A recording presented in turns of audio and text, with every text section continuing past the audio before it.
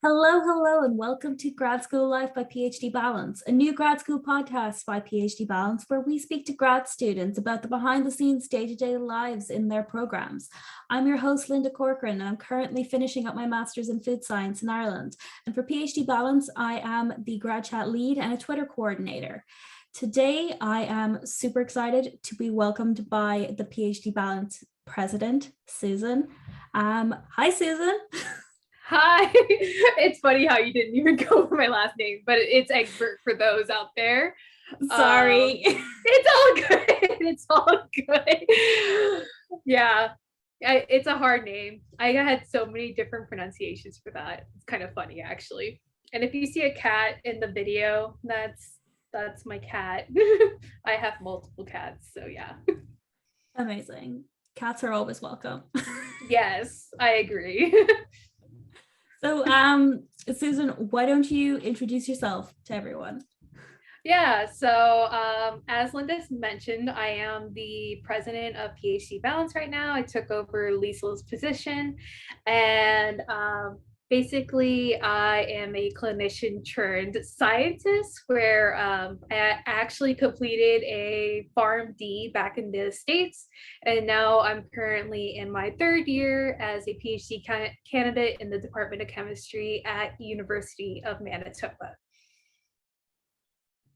Awesome, but that is a lot of schooling. It's a lot of stuff. You do so much stuff. Yeah, you've got a huge background. But I guess to start off, before we get into the nitty gritty, what is one thing that you do on a daily basis that gives your PhD life balance?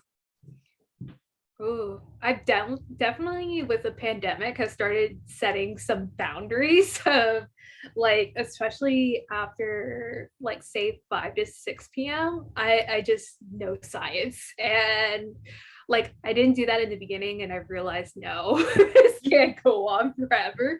And I've definitely hardcore set like 1 day a week as just complete rest, no science, just whatever I want to do basically. That's really important. And I think a lot of people got caught up, especially at the beginning of the pandemic, because all of their boundaries that they had involved Or just leaving their gone. house. So it was just, they melted away and people had a hard time. But it's great that you have them, and it's great that you mentioned it, because we always love to hear about boundaries. Boundaries are amazing. They are. But I guess diving right in, Sure. why did you apply to grad school? So really it kind of started about the second year of pharmacy school where I kind of had a really bad hospital internship my first year. Um, and so basically I was kind of at a life crisis at that point, going like, oh my gosh, what am I going to do? What can I do? And at the time I've been researching under Dr. El Sayed at ULM, which is my pharmacy school. And so basically, he's been seeing me since undergrad, and I've been staying in his lab. And so I thought, okay, I like research. How can I combine the two together? And then so I kind of started reaching out to various people in the field. Specifically, one of them was NIH, and I was like, hey, what can I do to do like wet lab bench work? And they were like, you need a PhD for that. You can't do it with your PhD. And I was like, darn. So yeah, it was just mostly like pharmacy school not really working out in the traditional pharmacist sense. That's very fair. And like, what did you think it was going to be like when you were in pharmacy school making this decision? Yeah, so I think this is probably contrary to a lot of students' thought, just because either they're coming in from a bachelor's or they're coming in from a master's. Whereas for me, like, this is just like one type of doctorate going into another type of doctorate. So my kind of thought behind it was, okay, I'm not having to take test every single week now. I can actually formulate what I'm thinking, what I'm gonna do. And so that's really how I thought grad school was more of like I get to do what I want to do, whatever I want to do, which has been very nice. That's awesome. It's always great to hear that people are enjoying what they're doing. And what does your day-to-day look like? Um, Maybe pick a random day and we'll go with it. Yeah, honestly, my only set days right now is probably Tuesdays and Fridays. And that's because on Tuesdays, I teach two sections of labs, and because that's just a thing for us as grad students in the chemistry department. And then on Fridays, they're typically like my lab meetings. And then every other week, I am basically the one who runs all the samples in the mass spectrometer for my lab. So Wow, that is that's a lot it's of a work. lot sometimes. But I'm glad I don't have classes. That's been the best part. Yeah, I know. Things can get a lot more unstructured when you don't have classes. So I guess how do you try and put some structure into your day, or do you kind of just see how it goes? So generally I kind of see what I need to do in terms of prioritization, and then I kind of create a to-do list based off of that. Obviously I'm like, well, not obviously, but anyways, I am a like overachiever, so I try to like put a lot on my list, and then when I don't finish it, it's kind of frustrating. So I've been having to get more okay with myself doing that. So yeah, like basically I have about 200 samples coming in soon of lichens, so the organism that I'm studying on, and so like that will probably be my priority for the next couple weeks.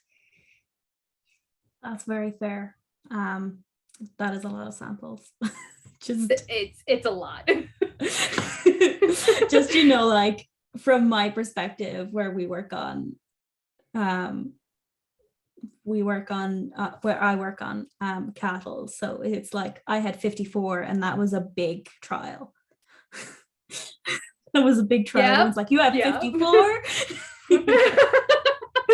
54 is probably like a good day's worth of like any of the analytical instruments that I'm using. So Very fair.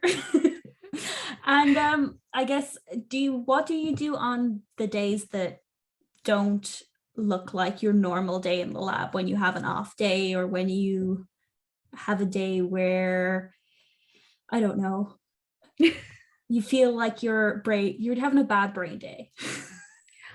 um I guess it really depends on what's causing the bad brain break. I've kind of had like bouts of depressive episodes kind of in the beginning of the pandemic before I finally had the right medication combo that's like making me feel so much better. But generally on those days where it was like more like me being in bed, kind of just thinking like, okay, what's the minimum I can do today that's actually like going towards something? So luckily half of my project is based on bioinformatics, so like sometimes I would just like run some stuff on my computer and kind of just have like TV shows running in the background so it doesn't feel like I'm really working. But yeah, if I don't have stuff to do in the lab, mostly I'm kind of at home, kind of thinking of things to do or plan. That's very fair. It's it's like just trying to show that there is diversity out there. Like a lot of people Oh do yeah. spend a lot of time in the lab, but it's not all your time in the lab. You have No, to and do stuff with that data. well, the thing with at least where I'm at, like especially whenever we started coming into the lab, we were only allowed like 50% capacity. So we were kind of having to go on like scheduled shifts. And so like even now they say, okay, like if you don't really have to be in the lab, just don't come in. So that's kind of Mm, what I've been adopting since then. yeah, that's very fair. It's kind of the same where I'm at. It's very much a, if you don't have to come in, please don't come in. Yeah. Don't take up any space because we don't have the room. Yeah, it's surprising how small lab spaces can be once everybody comes back in. Definitely. And I guess the next question is, what do you want to do next? Is that a bad question? Yeah, actually, I've been giving a lot of thought into it, and really, there's kind of multiple avenues I could go just because I've been kind of looking at more of what MD PhDs do, or like some of the PharmD PhDs that do what I do. Um, but hopefully, kind of just doing more drug discovery translational work, which is like basically taking the molecules from the lab and kind of start running the human trials and see if we can actually get it to the bedside to where patients can actually use it. So That's very cool. And yeah. I guess we skipped the part where we introduced what you did. So why don't you tell us a bit more about what you actually do? Yeah, so right now I am studying on lichens, hence why, like I mentioned, the whole 200 lichen samples earlier. For those that don't actually know what lichens are, they're basically kind of like multiple organisms that's living in one place. One's a fungi, and the other one is an algal species for the most part. And so what's really interesting about them is how, like, despite them growing so slow, like the growth rate is like 1 centimeter in diameter per year, they actually have really interesting chemistry that hasn't really been like well studied in terms of like how can we use this in treatment. So basically I'm going back to the gist of it and saying, okay, how can we link the fungal genes that's mostly producing a lot of the molecules that I'm interested in, and kind of matching it up with the profile that the lichen species is giving. I hope that's simple enough. I think that's cool. And that is a really interesting topic to be working on. And Yeah. like you said, you are hoping to develop that sort of thing further in the future. Yeah, definitely. That's really great. So I guess we're nearly at the end, but is there anything else that you would like to say or that you would like to get across to the people listening? I guess really take advantage of the resources that your school has, because often enough, like if you have a really understanding supervisor, you can generally like say, hey, I have an appointment on XYZ day. Generally they'll understand, and they'll rather have you for some parts be willing to take care of your health first before coming into the lab, because really like working 10-12 hours a day is, you get really unproductive at certain parts. So just take care of your mental health before anything else is where the point I'm trying to get across to a lot of people these days. Very, very important point.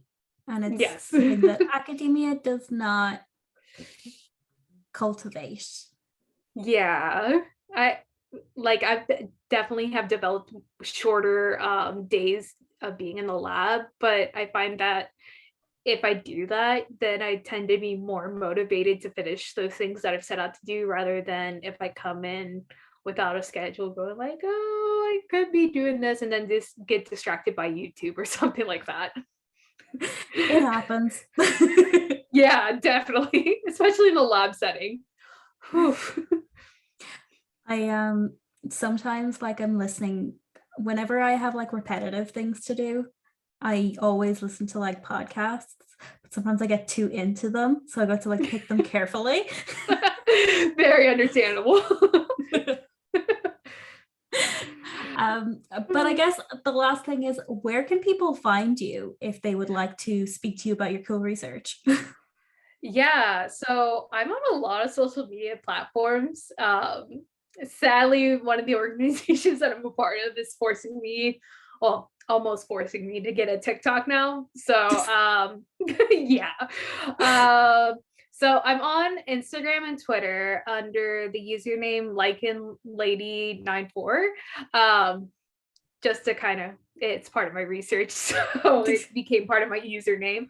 And I'm also under LinkedIn and Facebook too, so I'm basically everywhere.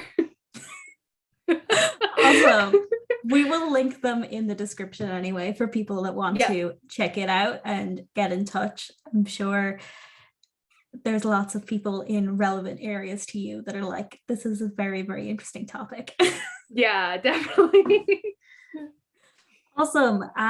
Well, thank you so much, Susan, for joining us. Thank you to everyone who is listening or watching. This has been Grad School Life by PhD Balance. Episodes are posted every second Thursday on YouTube and on all major streaming platforms. To find our podcast, just search Grad School Life on Spotify, Apple Podcasts, or wherever you listen to your podcasts. Until next time, take care of yourself and bye. Bye.